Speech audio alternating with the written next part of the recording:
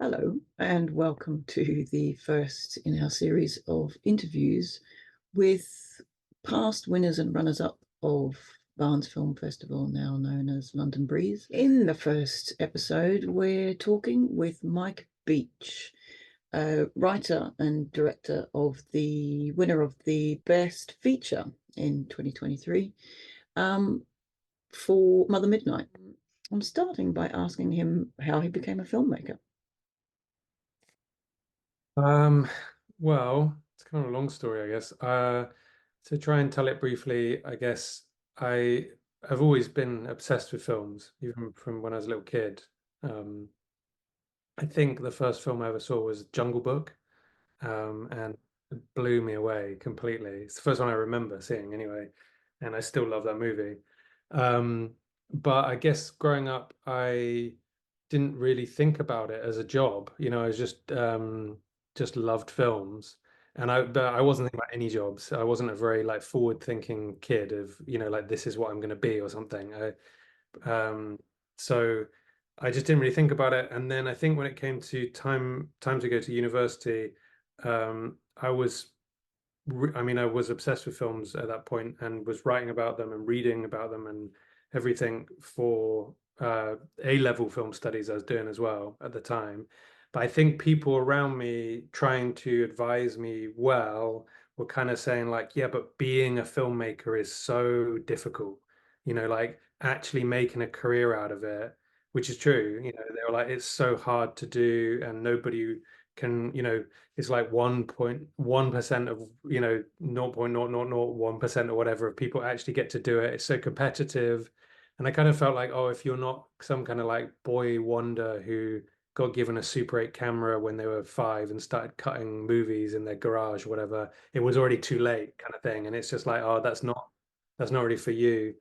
So I did film studies at university, which is reading and writing about films, and I loved that. It was amazing. And I was kind of doing film studies in my own time, I guess, to some extent anyway. So it just felt like a continuation of that.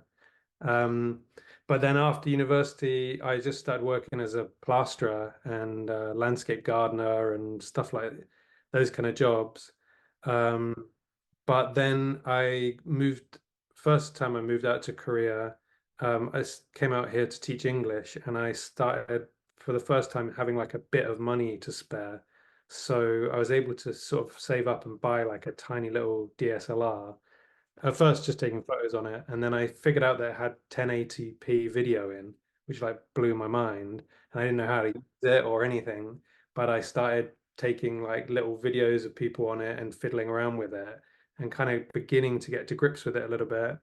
And then I started to try and make some stuff and edit little bits that I had.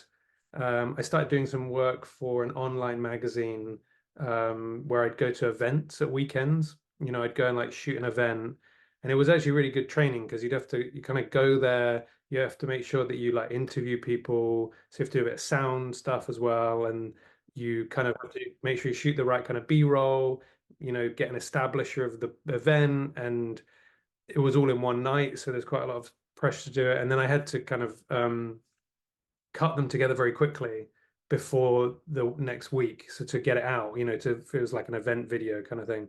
So I did that for a while, and then I started to get a few people getting interested from doing those. And then small companies started coming to me to say like, oh, we'd like you to shoot a video for this thing or that thing. And that just kind of grew slowly until I was getting asked to shoot TV shows. I was like joining some shows as a sort of second cameraman, and then more things came from that, whereas becoming a DOP and being able to shoot on bigger projects and just kind of grew and grew. There were a few big videos, I guess, along the way that got a lot of views and got me a little kind of step up or got more interest or that kind of thing. Um, but it kind of, yeah, came to a point where I had stopped. I was just doing that full time and was just about like, oh, okay, I can actually do this for a living. Um, which was almost 10 years ago now. I realized the other day it's coming up on 10 years that I've been a freelance filmmaker now. So yeah, it kind of it's quite a long roundabout way of arriving here. But yeah, that's the short, I guess. And what took you to Korea? Well, the first time I came here was just because I was earning really crap money working in the UK doing like laboring jobs. And I found out that if you had a degree, you could go and teach English abroad. And at that time, I was just watching a lot of Korean movies and thought, oh, this place seems really cool. Um, and so I chose Korea. But then I came out here for a while, taught English, did some work, and then I ended up moving to the Middle East for a while. I was working there a lot in the UAE, and then was sort of doing the like digital nomad thing for a while, where you're just traveling and shooting. But I also, my wife is Korean, so we had moved back to the UK actually. We were living in Manchester for a while, but then when the pandemic started, we kind of looked at the situation and thought, oh, it's probably going to be better in Korea. And so we back to South Korea, thinking it would be like, at that time people were like, this thing might go on for 3 months, who knows. And we're like, okay, we sit it out, and then it ended up being like 3 years. So And yeah, counting. yeah. So we're still here, but it's been really good this time. Being here has been great. So You seem to have a real affinity with the place, the people, the culture. Just it comes across in your film that you're very comfortable there. love living here. Yeah, and I love Korea. A lot of the stuff in the film came out of the when we first moved back to Korea, the guest houses, the traditional Korean guest houses that you see in the film, we were living in those. So my wife, who's also the lead actress and main producer on the film, her parent own those guest houses. And what happened was at the time they were basically they run a hardware store in Seoul in the city in the week, and then at the weekends they were going out to this small town called Buya in the countryside to have guests come at the guest houses. So they were just working like 7 days a week like crazy. And they said, oh, why don't you come to live in Korea? You can stay at the guest houses and run them for us. We can get customers in the week as well, and we can chill out a little bit and have a break because we're kind of killing ourselves. So it was perfect for us to get away from the pandemic and be in nature. But all of the stuff you see in the film is really it's like all shot, probably 90% of it is shot within about 5 minutes walk from those houses. And it's all based on stuff that I saw during the year that we lived there. So the first year of the pandemic, we were based there. But then I was getting more work in Seoul, directing and DOPing stuff. So we, in the end, decided to move back up to Seoul as work was picking up again. Um, yeah, that's where a lot of inspiration came from. It's semi-biographical of your wife's story No, or it's not? not. It's not biographical. No, I suppose I mean more things like for example, there's a shaman in the film, and Yes. that there was a shaman who lived in that place, which is about 5 minutes down the road from the guest houses. And we went and met her and we told her what we were doing, and she agreed to let us use the place. We got an actress to play the shaman, but um that's what I mean. I never would have written a film with a shaman in had I not lived there. It's those kind of things. And I noticed that a lot of or a few of the actors in the film are also exec producing it. Was it a really small, tight team, and that everybody mucked in and did everything? Completely, yeah. It was a tiny team of myself, Jiwon Lee, who's my wife and also the lead and main producer on the film. Um, our DOP, Thomas Maitland, who was a DOP, but he was also, I mean, everything else. He was doing all kinds of stuff. Um, Daniel Walker, who was the sound operator, also producer, also doing loads of stuff, and Jason Lee, who was a producer on the film. But just calling them producers doesn't really do justice to what they did. The four of them were doing everything from, wound makeup to sourcing a ripe pumpkin in April out of season. It's like such a wide selection of stuff that they were taking on. So yeah, it was basically the five of us kind of did everything together. And what was the significance of the pumpkins? That intrigued me. Is there a significance, or it's just something that you noticed? Well, I suppose, I mean, there's lots of different things about it. I get one is it's the last thing that her mother has left her. It's this before she died, the mum planted the pumpkin seeds in the backyard that are kind of, I suppose a lot of the movie is coping with stuff the mum left behind, whether it's good or bad.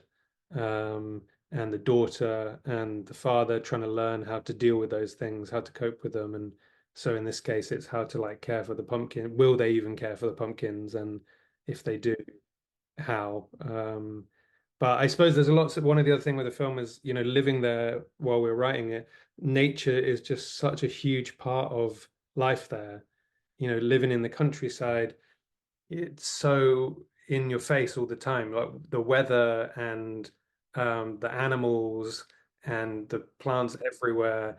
I think we were all affected by that a lot more. So I wanted to work in that kind of natural cycles idea into the film. So whether it's like the seasonal, there's 4 seasons that the film takes over the course, takes place over the course of a year.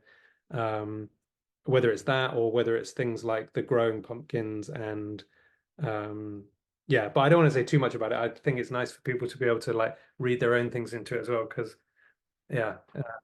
So what if it wasn't based on any kind of a true story? What how did it come to you?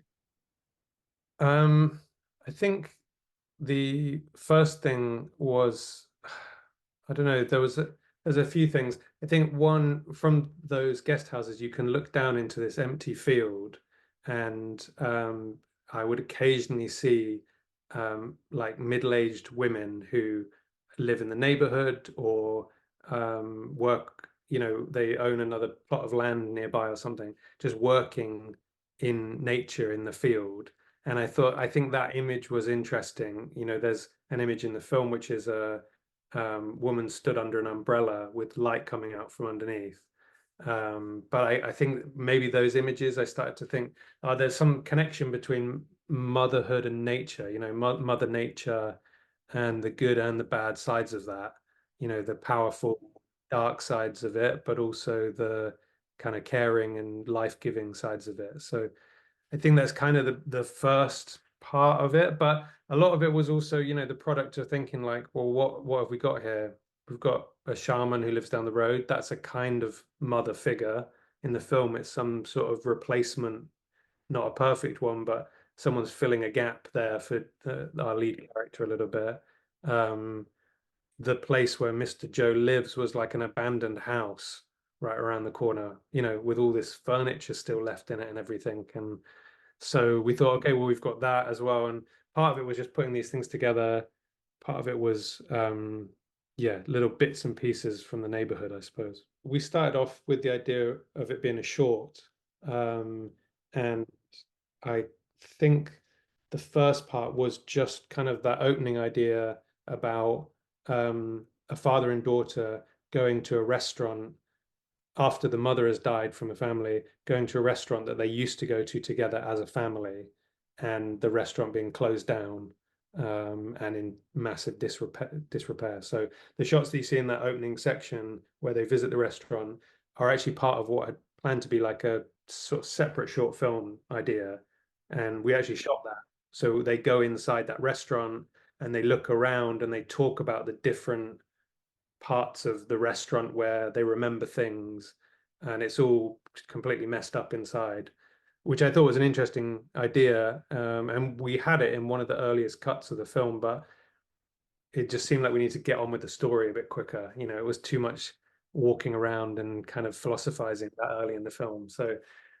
we cut it out in the end, but that's how it began, was with that restaurant scene. Is there any particular filmmaker who inspired your style there, or Yeah, I think I'm a huge Edward Yang fan. I've been obsessed with him for a long time and come back to his films again and again. And I think definitely consciously or unconsciously, I'm always trying to kind of copy what he can do. It's so beautiful. Um, so yeah, and I guess there's also um, Lee Chang-dong, the Korean filmmaker. I'm a big fan of his work. Um, Obviously, I would love to try and emulate those guys, or try to, but I think it's a very beautiful film, to be honest with you. It's beautifully shot, and I thought it was a wonderful story. thank Um, you. so what was your experience of the festival itself? Weren't able to attend. I really would have loved to go, but we was in the middle of a shoot at the time, so I couldn't attend.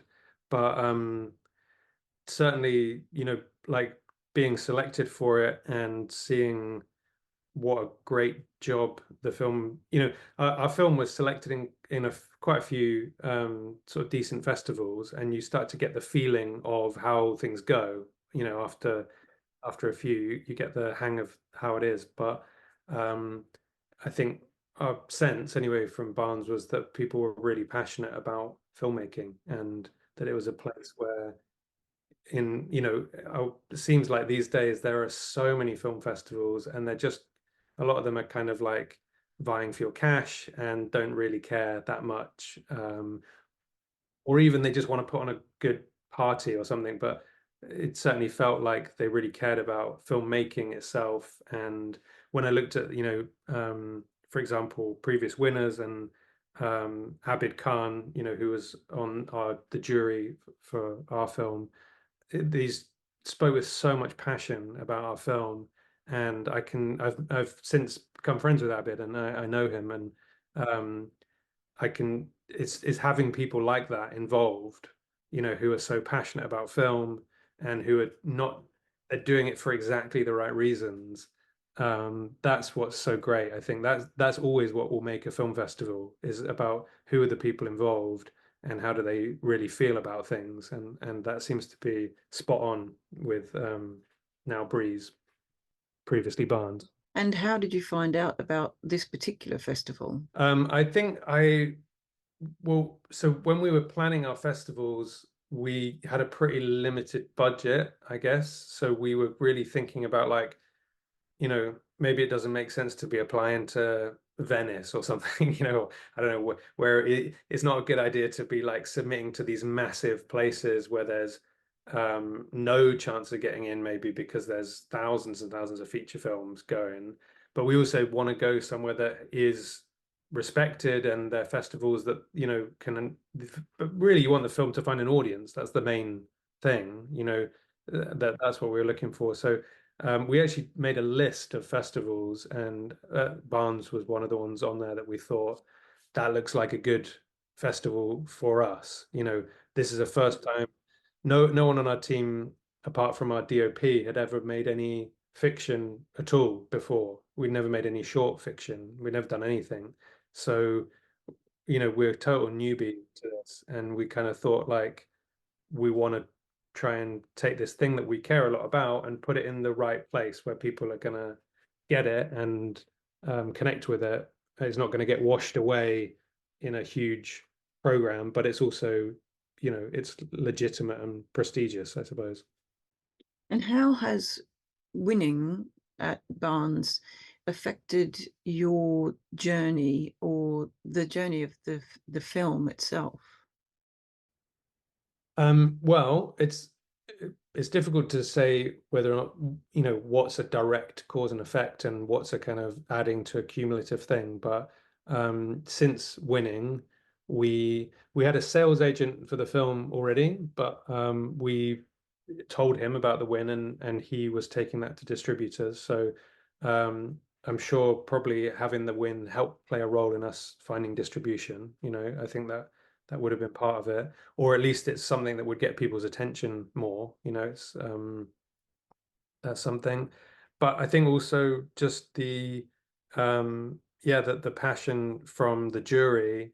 I mentioned Abid Khan earlier. talking about it. We had the video clip of his speech as well, which we were able to share with people, and we've since put on social media, and that's also just fantastic, to have that sense, both sharing it with other people and also to feel like for yourselves, like, yeah, okay, you can actually see this is not a it's not like a churned out pre-packaged kind of, yeah, it's good from a film festival. This is someone who's passionate and someone who obviously believes in the film. And I think even just for us as filmmakers, that's a huge benefit. That's what you want really from a festival, I think, is to breathe, energy and lifeblood into films that maybe don't, they don't get the same attention because they're not made by a studio or anything like that. So um, yeah, I think we're all really grateful for the experience. Yeah. What about you personally? What has it done anything for your confidence?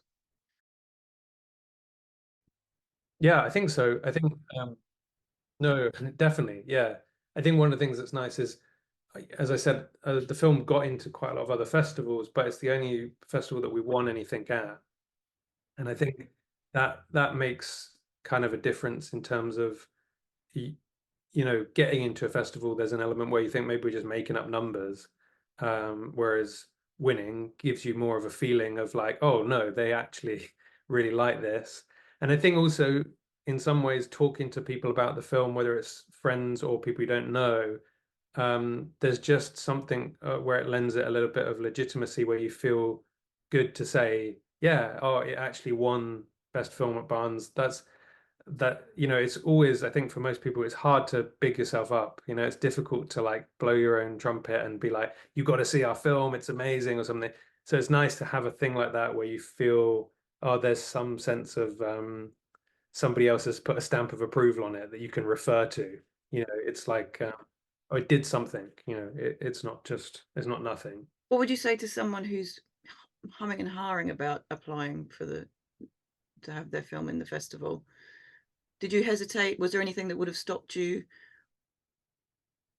Well, I think if I was thinking about, the things that I was thinking about when we are applying for festivals is the biggest one for me is I don't want to like give money to and submit our film to a festival where people don't care. That just seems like people shouldn't be running a film festival if they're not really passionate about cinema. But unfortunately, it seems like quite a lot of festivals are like that. So I think the first thing is to say that it really feels like Barnes is a place where people love film and they're really passionate about it. I think you can cross that worry off the list. Um, the other thing I suppose I would say is that everyone's got to make their own decisions about what festivals to enter and regional considerations about if you can attend them and things like that. But certainly for us, yeah, connecting with people on the jury, and being able to sort of feel that, yeah, like those people are interested in new filmmakers. I guess that would be the main thing, really. Well, thank you so much for talking to me. Pleasure. Nice to meet you. And yeah, best of luck with whatever you're working on now. Is I it another appreciate it. feature you're working on or? Yeah, there's a couple of things. There's one is a feature documentary that I'm shooting here. We're probably about halfway through shooting that, but it's on our own time kind of thing around other paid film work. Oh, Um, and then I've got like three feature scripts that I'm trying to get off the ground somehow. right, One of them's not nice. fully finished, but the other two are. So yeah, I guess trying to network with the right people to get them interested and go get some buzz. Well, very best of luck in everything. Thank you. And how did you find the composer for Mother Midnight then? It's a funny one with Jack actually because we didn't go to the same school, but we grew up in the same area in the south of England, a town called Poole in Oh yeah. Dorset. Yeah. And we just knew each other with like friends of friends, and we were always into quite a lot of the same music. And whenever we did see each other, we always had a really good conversation. But we kind of lost touch. I mean, we weren't that close or anything, but knew each other through Facebook. And then very weirdly, he just reached out to me. I think just as I was finishing the first draft of the script for Mother Midnight, and was like, "Hey, how you doing? I'm working on this kind of like audio visual piece that I'm making the music for, and I was like wondering if I could just ask you some questions about like the editing or how to work with the images a bit, because he was aware of the film work that I've been doing. I chatted with him and we caught up, and I kind of said, "Oh, I've got this other project that I'm thinking about doing. I don't know if you'd be interested in making the music for it." And he was, and so I shared the script with him, and then we went from there. But yeah, it was a fantastic process. He's great to work with, and I was able to send him imagery as we were shooting, and he could start. He loves having visuals, so he was able to kind of compose to the images.